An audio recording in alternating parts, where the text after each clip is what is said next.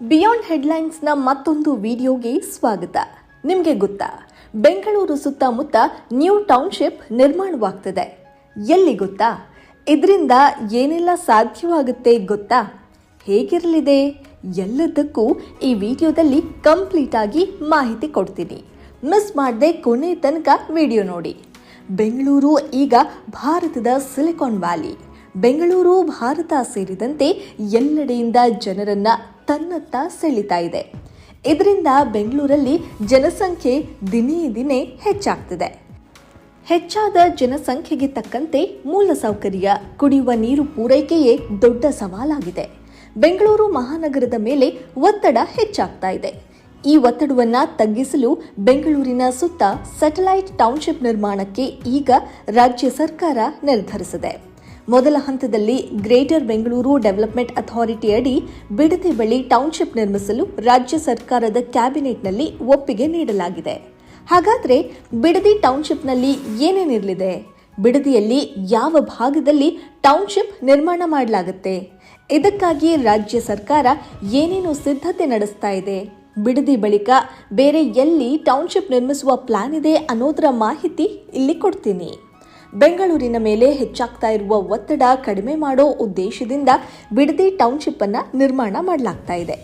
Bengaluru Mysuru express way ಪಕ್ಕದಲ್ಲಿ 8,032 ಎಕರೆ ಜಾಗದಲ್ಲಿ ಹೊಸ ಟೌನ್ಶಿಪ್ ತಲೆ ಎತ್ತಲಿದೆ.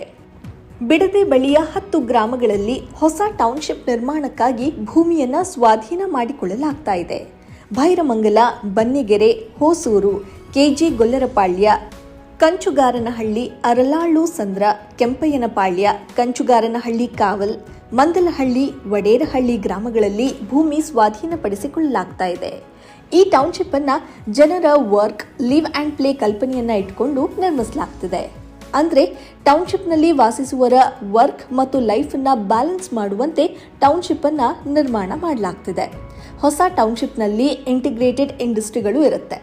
ಪ್ರೀಮಿಯಂ ರೆಸಿಡೆನ್ಷಿಯಲ್ ಕಾಂಪ್ಲೆಕ್ಸ್ಗಳನ್ನು ನಿರ್ಮಾಣ ಮಾಡಲಾಗುತ್ತೆ. ದೊಡ್ಡದಾದ ಪಾರ್ಕ್, ಮನರಂಜನಾ ತಾಣಗಳನ್ನು ನಿರ್ಮಾಣ ಮಾಡಲಾಗುತ್ತೆ. 1,100 ಎಕರೆ ಜಾಗದಲ್ಲಿ, ಅಂದರೆ 15% ಜಾಗದಲ್ಲಿ ಪಾರ್ಕ್, ಓಪನ್ ಸ್ಪೇಸ್ ಇರಲಿದೆ. ಗ್ರೇಟರ್ ಬೆಂಗಳೂರು ಡೆವಲಪ್ಮೆಂಟ್ ಅಥಾರಿಟಿಗೆ ಹೊಸ ಟೌನ್ಶಿಪ್ನಲ್ಲಿ ಇಂಟರ್ನ್ಯಾಷನಲ್ ಕ್ರಿಕೆಟ್ ಸ್ಟೇಡಿಯಂ ನಿರ್ಮಿಸುವ ಆಲೋಚನೆಯೂ ಇದೆ. ಸರ್ವಿಸ್ ಇಂಡಸ್ಟ್ರಿಗಳು ಹೊಸ ಟೌನ್ಶಿಪ್ನಲ್ಲಿ ನಿರ್ಮಾಣವಾಗಲಿವೆ. ಸದ್ಯ ಇರುವ ಭೈರಮಂಗಲ ಕೆರೆಯ ನೀರನ್ನು ಶುದ್ಧೀಕರಣ ಮಾಡಲಾಗ್ತಿದೆ. BWSSBಯಿಂದ ಕಾವೇರಿ ನೀರನ್ನು ಟೌನ್ಶಿಪ್ಗೆ ಪೂರೈಸಲಾಗುತ್ತೆ. ಹೆಚ್ಚುವರಿ ಮುಖ್ಯ ಕಾರ್ಯದರ್ಶಿ ನೇತೃತ್ವದ ಉನ್ನತ ಮಟ್ಟದ ಸಮಿತಿಯು ಟೌನ್ಶಿಪ್ ನಿರ್ಮಾಣದ ಮೇಲುಸ್ತುವಾರಿಯನ್ನು ಮಾಡಲಿದೆ. ಜೊತೆಗೆ ಬೇರೆ ಬೇರೆ ಇಲಾಖೆಗಳ ಜೊತೆಗೆ ಕೋಆರ್ಡಿನೇಷನ್ ಮಾಡಲಿದೆ. ಜಾಗತಿಕ ಮಟ್ಟದ ಸಂಸ್ಥೆಯು ಅಂತಾರಾಷ್ಟ್ರೀಯ ಸ್ಟ್ಯಾಂಡರ್ಡ್ಗೆ ತಕ್ಕಂತೆ ಟೌನ್ಶಿಪ್ ವಿನ್ಯಾಸ ಮಾಡಲಿದೆ. ವರ್ಲ್ಡ್ ಬ್ಯಾಂಕ್ನಿಂದ ಈ ಟೌನ್ಶಿಪ್ಗೆ ಕುಡಿಯುವ ನೀರು ಪೂರೈಕೆಗೆ ಹಣಕಾಸಿನ ನೆರವು ಪಡೆಯಲಾಗುತ್ತೆ.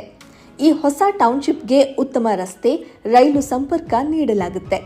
ಸುಸ್ಥಿರ ಮೂಲಸೌಕರ್ಯ, ಉದ್ಯೋಗಾವಕಾಶ ನೀಡುವ ಪ್ಲಾನ್ ಮಾಡಲಾಗಿದೆ. ಈಗಾಗಲೇ ರಾಜ್ಯ ಸರ್ಕಾರ ಹೊಸ ಟೌನ್ಶಿಪ್ಗೆ ನಿರ್ಮಾಣಕ್ಕಾಗಿ ಭೂಮಿ ಸ್ವಾಧೀನ ಪ್ರಕ್ರಿಯೆಯನ್ನು ಚುರುಕುಗೊಳಿಸಿದೆ.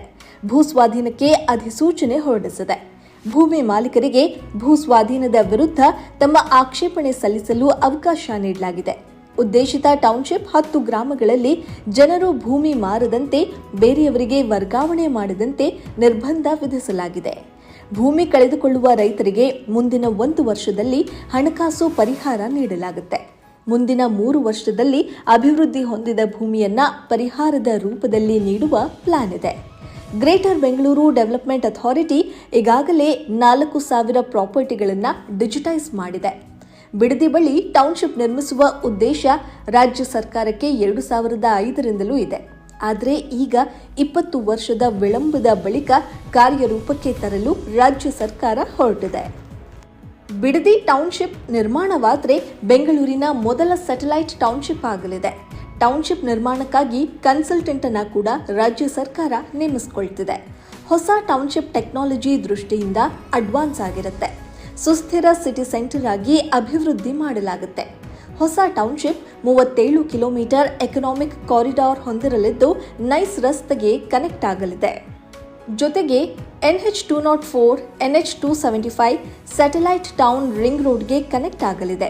ಈ ಕಾರಿಡಾರ್ನಲ್ಲಿ transport network, production centre, demand centre, typical cross section ಜಂಕ್ಷನ್ಗಳನ್ನು ಹೊಂದಿರಲಿದೆ. ಬಿಡದಿ ಟೌನ್ಶಿಪ್ ನಿರ್ಮಾಣಕ್ಕೆ 13,000 ಕೋಟಿ ರೂಪಾಯಿ ವೆಚ್ಚವಾಗುವ ಅಂದಾಜು ಇದೆ. ಹೂಡ್ಕೋ ಕೂಡ ಹೊಸ ಟೌನ್ಶಿಪ್ ನಿರ್ಮಾಣಕ್ಕೆ ಹಣಕಾಸಿನ ನೆರವು ನೀಡುವ ಭರವಸೆ ನೀಡಿದೆ. ಮುಂದೆ ದೇವನಹಳ್ಳಿ, ನೆಲಮಂಗಲ, ಹೊಸಕೋಟೆ, ದೊಡ್ಡಬಳ್ಳಾಪುರ, ಮಾಗಡಿ ಬಳಿಯೂ ಹೊಸ ಟೌನ್ಶಿಪ್ ನಿರ್ಮಿಸುವ ಪ್ರಸ್ತಾವ ರಾಜ್ಯ ಸರ್ಕಾರದ ಮುಂದಿದೆ. ಈ ವಿಡಿಯೋ ಬಗ್ಗೆ ನಿಮ್ಮ ಅಭಿಪ್ರಾಯ ಏನು ಕಾಮೆಂಟ್ ಮಾಡಿ. ನೀವಿನ್ನೂ ನಮ್ಮ ಚಾನೆಲ್ಗೆ ಸಬ್ಸ್ಕ್ರೈಬ್ ಆಗಿಲ್ಲ ಅಂತಾದರೆ ಸಬ್ಸ್ಕ್ರೈಬ್ ಆಗಿ ಬೆಲ್ ಐಕಾನ್ ಕ್ಲಿಕ್ ಮಾಡೋ ಮೂಲಕ ಹೊಸ ವಿಡಿಯೋಗಳ ನೋಟಿಫಿಕೇಶನ್ ಪಡೆಯಿರಿ.